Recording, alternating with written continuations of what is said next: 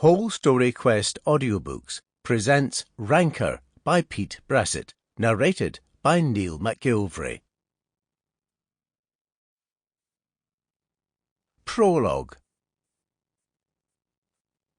For the hordes of hardened hill walkers who relished the challenge of a grueling 6-mile hike culminating in a treacherous trek along a barely perceptible craggy path shrouded in low-lying cloud,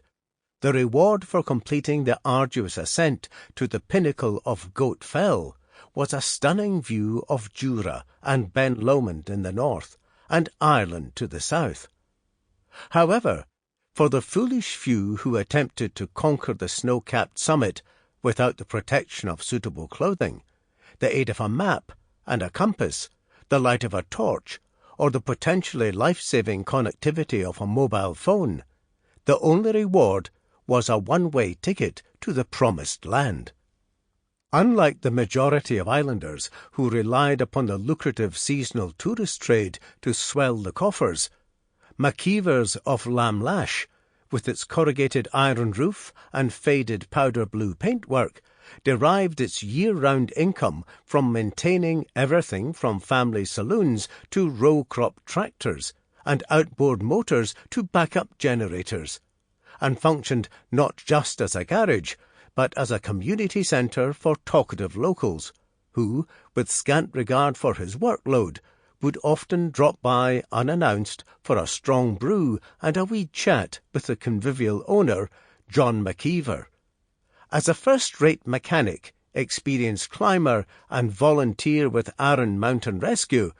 Macgillivray thought nothing of downing tools and shutting up shop in response to a call-out, which, during the hectic holiday season, was a regular occurrence, with 90% of the hapless hikers being stretchered off the mountain in the bright summer sunshine, suffering from nothing more than a twisted ankle, a bruised ego, and some wounded pride.